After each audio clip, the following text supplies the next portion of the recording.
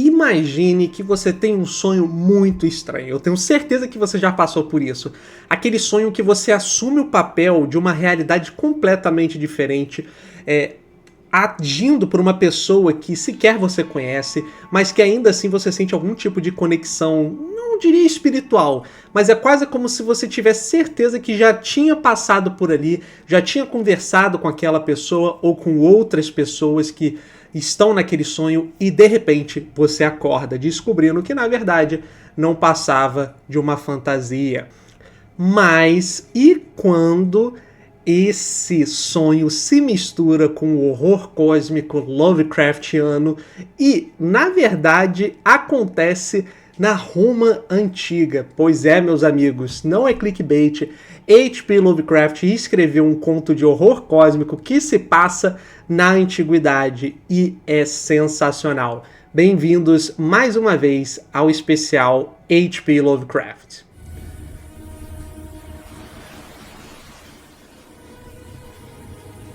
Olá, meu nome é Ryan Chamon, eu sou escritor, leitor assíduo de fantasia, horror e ficção científica e também produzo conteúdo para o YouTube, incluindo especiais como esse. Neste especial H.P. Lovecraft eu comento, analiso e resumo toda a obra do autor. Isso mesmo, quando eu falo toda a obra eu quero me referir a todas as histórias de ficção que ele escreveu, seja somente ele ou em colaboração com outros escritores ao longo de sua breve, mas muito prolífica vida. E dessa vez nós vamos analisar o conto que tem o título de The Very Old Folk, em inglês, ou O Povo Muito Antigo, onde nós temos uma mistura de horror cósmico e ficção histórica. Essa narrativa foi escrita por H.P. Lovecraft por volta de 1927 e publicada pela primeira vez em 1940 na revista Science Snaps, no volume 3. E por que ela é tão legal? Bom, você vai ter que ficar até o final desse vídeo para poder descobrir. Mas eu já adianto que a história é típica do Lovecraft.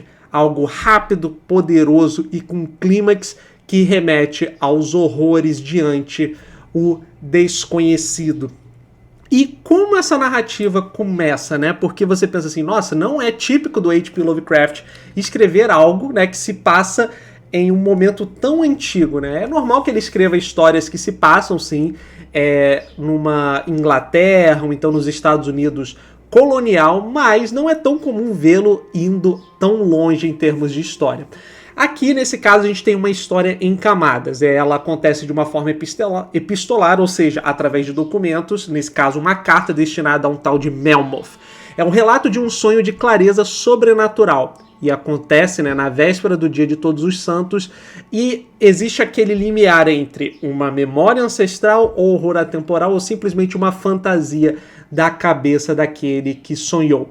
Aqui a gente tem uma citação muito importante que reflete bem como essa história começa, é que foi o sonho mais vívido em anos, extraindo de poços do subconsciente há muito intocados e esquecidos. Então o personagem principal, ele costumava ter esse tipo de sonho, mas ele não tem algo do tipo, uma experiência do tipo faz muito tempo. E aqui a gente vê um retorno, né? A gente tem um retorno a essa experiência sobrenatural e reveladora.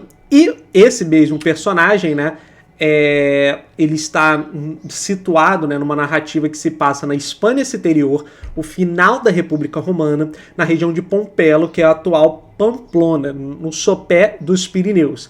Aqui a gente tem a véspera das calendas de novembro e a população é mista, típica do Império Romano. Então temos os próprios romanos, os nativos e os híbridos vindouros de outras tribos, incluindo algumas das tribos, né, que pelo menos têm contato com este povo que vai ser retratado aqui nessa narrativa. A atmosfera geral é de inquietação indefinível, porque uma coisa típica do trabalho do H.P. Lovecraft, que eu não sei se vocês sabem, né, mas eu acredito que se você tem acompanhado os vídeos até agora, ou se já leu bastante do autor, você sabe que isso é uma constante em que os protagonistas, eles sempre tratam o horror primeiro da maneira mais racional que eles conseguem, ou seja, eles sempre tentam procurar uma maneira de cientificar aquilo que eles estão entendendo até descobrir que, na verdade, o que eles estão enfrentando é tão poderoso, é tão fantástico que nem a ciência moderna consegue descrever sem abalar toda a concepção de realidade que as pessoas têm. Então, se a gente já tem uma atmosfera opressora do ponto de vista de grandeza até nos dias modernos, sobre uma perspectiva racionalista, imagina numa antiguidade em que a maior parte do povo romano era pagão e extremamente supersticioso. Então, esse quote, essa citação revela muito a atmosfera do conto. Ó. As colinas erguem-se escarlates e douradas ao norte, e todos compartilham uma inquietação visceral. Essa inquietação chega a tal momento que a tal ponto em que as autoridades romanas são contatadas, então eles precisam fazer alguma coisa sobre esse povo que supostamente realiza ritos anuais neste mesmo momento, né, nesta mesma véspera, nessas calendas de novembro, e acaba atormentando a população. Então, o que a gente tem aqui? O protagonista onírico. Nesse caso, o nome dele inicial, né, Caelius Rufus, que é, na verdade, um próprio alter ego, uma brincadeira que o H.P. Lovecraft fez para se auto-inserir na narrativa, e ele acaba sendo um questor provincial. Acaba sendo convocado, né, ao pretório ele, né, justamente, o P. Scribonius Libo, um procônsul, um Balbucius, que é um legado, Arcelius, que é um tribuno militar, e a quinta coorte da 12ª Legião. Vocês não estão vendo errado, né? Vocês podem confundir com corte, ou até mesmo confundir quando eu estava lendo e quando eu estava traduzindo algumas partes do conto para poder fazer essa apresentação para vocês, mas na verdade corte significa, galera, é uma palavra antiga do português para definir um aglomerado muito grande de pessoas. Então, aqui está a citação, ó. Entrei no sonho como funcionário romano, carregando o peso da civilização contra o desconhecido. E o que é esse desconhecido? Bom, nesse caso, que dá título ao conto, né, é o povo muito antigo que representa os habitantes dos cumes. Supostamente eles têm a capacidade de se comunicar com criaturas que falam língua indecifrável, e nesse caso eles são enviados, ou seja, eles conseguem basicamente ser um intermédio entre a realidade e o inominável, homenzinhos amarelos de olhos oblíquos, e, de novo, a gente já tem aqui uma mistura do preconceito do autor, mas nesse caso é uma representação caricata para definir que eles são estrangeiros, mesmo o povo romano sendo extremamente miscigenado. Então vamos lá. Eles realizam ritos infames 2 vezes ao ano, e todos na véspera das calendas de maio e novembro. O povo muito antigo, anteriores a qualquer civilização conhecida. E o que acontece? Nesses sabás, né, o calendário do horror é conhecido, porque o povo consegue ouvir uivos e fogueiras nos picos, né, o brilho das fogueiras nesses picos montanhosos dessas cordilheiras, além do mais, o desaparecimento antes dessas datas rituais, e aldeões cúmplices acabam ficando em silêncio quando questionados por autoridades, justamente por medo, receio ou, quem sabe, algum tipo de conluio com essas tribos. As cabanas de palha acabam sendo encontradas vazias à meia-noite. E sempre as mesmas noites, sempre os mesmos horrores. E o que acontece? É que a gente tem uma vingança iminente, porque a ira do povo antigo se reflete num caos que urge as autoridades romanas a fazerem alguma coisa. 3 comerciantes são mortos em uma briga de mercado, nenhum desaparecimento neste outono, e uma imunidade suspeita que acaba resvalando numa ameaça maior. Além disso, também conseguimos perceber através dos relatos da população que é um tamborilar oco vindo das colinas, ou seja, história para contar, tá, galera? E temos o debate, a razão romana versus o horror primordial. Balbucius e Acelius não querem provocar os nativos, já Caelius Rufus acha que eles têm o dever e a dignidade de Roma e eles precisam fazer isso. E essa é uma das citações, né? Estudei profundamente o saber negro e proibido. O povo muito antigo é capaz de visitar qualquer destino inominável sobre a cidade. Então, segundo ele, é mais fácil acabar com isso agora, antes de que eles tenham a capacidade de invocar algo que caia sobre a cidade, que caia sobre a autoridade romana e já não haja mais nada ao que fazer, pelo menos do ponto de vista militar, que é onde eles têm o maior poderio. Então, eles decidem fazer uma expedição noturna, acabam marchando para o desconhecido, e é muito legal como Lovecraft descreve essa empreitada. Mais de 300 homens são guiados, porque uma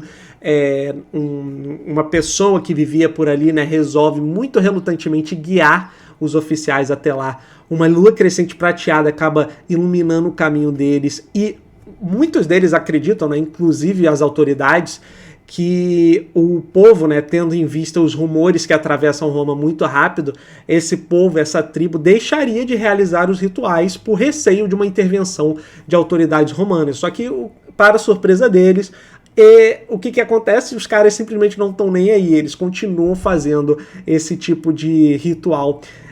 E eles avançam, né? A frota, né, a corte, os celebrantes parecem indiferentes. E olha só que legal, olha a descrição. O som crescia mais alto conforme entrávamos no desfiladeiro. Ou seja, é quase como uma sensação de que você está sendo engolfado por algo que vai além da imaginação, né? Que vai além daquilo que você sequer consegue conceber numa noite como essa. E a primeira coisa que acontece é que assim que eles estão se aproximando, os cavalos gritam. Primeiro, eles não relixam, ou seja, sabe aquele relinchar dos cavalos que estão irritados ou com medo? Eles simplesmente gritam, e o primeiro sinal vem quando um desses habitantes, né, um desses guias, se mata simplesmente de um jeito ou de outro. Ele rouba uma das cimitarras, uma das espadas das autoridades ali e corta a si mesmo. Então nenhuma luz abaixo, nenhum som humano, e Verselius, que é o guia, acaba sendo encontrado morto, um suicídio por terror absoluto de algo que eles ainda não viram. Com súbita e horrorizante repentinidade, os cavalos não relincharam, mas gritaram. Ou seja, que tipo de horror é esse, né? E olha só que legal, galera. O apagamento das estrelas, o horror cósmico finalmente é manifestado no clímax do conto. As tochas se apagam, a Via Láctea visível por breves momentos, e todas as estrelas conhecidas são obliteradas, apenas restando as chamas infernais dos altares. Deneb, Vega, Altair, Fomalhaut, todas apagadas e substituídas por essas sombras. Nossa, eu apenas não consigo nem imaginar qual seria a minha reação se eu estivesse no mesmo lugar, galera. É uma sensação de horror muito opressivo que o Lovecraft ama criar, e imaginando-se numa ocasião, num momento histórico como esse. Nossa, isso daí deve ter sido uma catarse no pior dos sentidos. As bestas inomináveis representam formas além da compreensão.